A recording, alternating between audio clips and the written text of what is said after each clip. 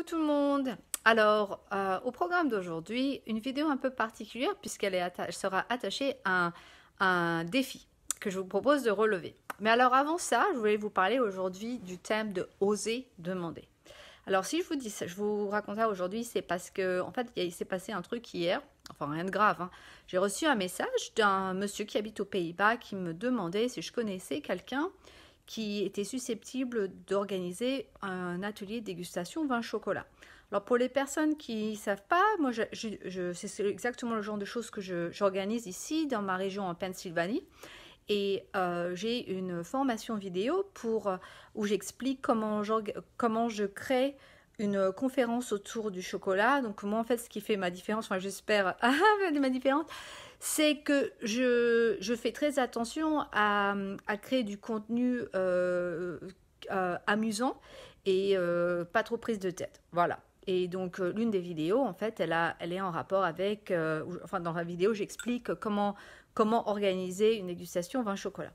Et donc le monsieur me dit, bah, et si tu connais personne, est-ce que tu peux nous aider? Alors bon, moi je lui dis, bah écoute, moi je connais personne aux Pays-Bas comme ça qui fasse ce que moi je fais. Mais bon, si vraiment tu veux le faire toi-même, bah écoute, tu sais, j'ai une formation vidéo. Et le monsieur savait en fait que j'avais cette formation parce qu'en fait, moi je suis modératrice d'un groupe Facebook destiné à l'industrie du chocolat. Et donc il y a pas mal de gens qui me connaissent là-bas. J'ai fait beaucoup de promos de cette vidéo.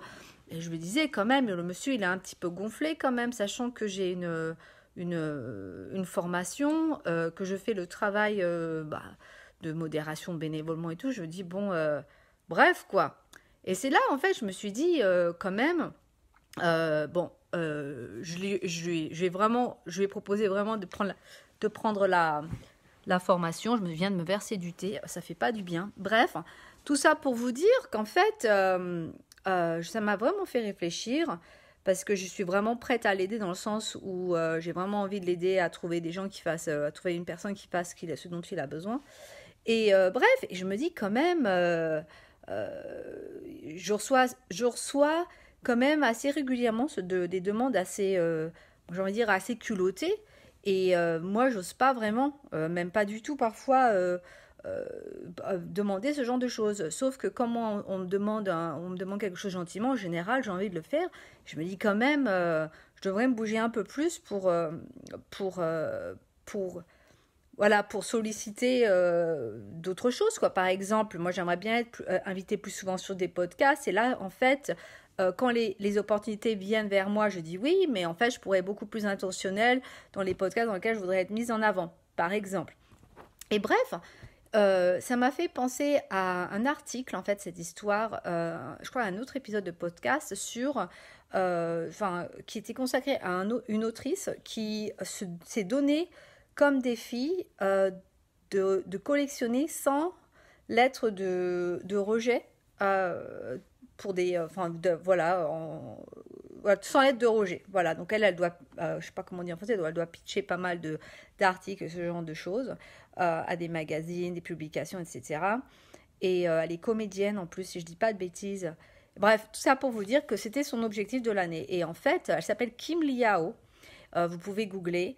Et en fait, j'ai repensé à ça et je me dis quand même, ce serait vraiment, surtout pour nous, les filles, les femmes, en fait, quand on demande, on a toujours l'impression d'embêter, on veut pas embêter, c'est oui, s'il te plaît, est-ce que je pourrais par hasard, etc.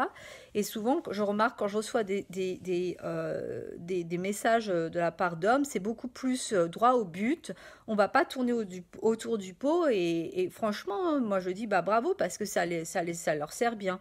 Alors, j'ai posté cette histoire sur une Insta story hier et en fait j'ai eu énormément de retours très positifs et d'autres gens qui disent oui quand même t'as raison, c'est vrai que j'ose pas demander et en fait ce que je voulais vous proposer c'est qu'à partir d'aujourd'hui de collectionner, de vous mettre comme défi de collectionner 10 rejets. Donc, quand vous aurez 10 rejets, donc, et en utilisant le hashtag Dirato, donc quand vous avez collectionné vos 10 rejets, ce que j'aimerais, c'est que vous postiez quelque chose ou sur ce groupe ou alors sur Instagram. Donc, vous pouvez me suivre sur @EstherTracy en un mot. Tracy, donc Tracy. Et d'utiliser donc le hashtag Dirato. L'idée, c'est déjà en fait, de se donner comme objectif de gagner en fait 10 rejets. Euh, mais aussi, c'est vrai, en fait, quand on tape à 10 portes, quand on tape pour avoir 10 râteaux, il faut taper à 20 portes. Et ce qu'il y a, c'est que si on a 10 râteaux, il y aura forcément une ou deux portes qui vont s'ouvrir. Alors voilà, c'est ça que je vous propose. Alors moi, je vais me lancer aujourd'hui. J'ai repéré déjà quelqu'un qui je vais proposer un atelier de dégustation. Et en fait, si je reçois un rejet, je crois que je vais faire la fête en me disant, ouais, allez, plus que 9, etc. Je vais pas m'empêcher de taper à de très grosses portes. Donc bref, j'ai pas vraiment de date limite. Moi, j'ai envie de vous dire, on est quand même quoi? On est mi-octobre. J'ai envie de dire, rendez-vous dans un mois. Rendez-vous dans un mois. Et j'espère que vous aurez collectionné vos 10 râteaux. Et on reparlera un peu de votre expérience. J'adorerais que vous postiez votre retour donc sur Instagram en utilisant le hashtag 10 râteaux. Puis on verra, on ira avec ça. Enfin bref, ça pour dire, bah, bravo les mecs de taper au poste sans vous prendre la tête. Clairement, moi j'ai des trucs à apprendre et je pense que je suis pas la seule. Et à très bientôt bah voilà, pour avoir pour avoir vos retours sur ce défi. À bientôt!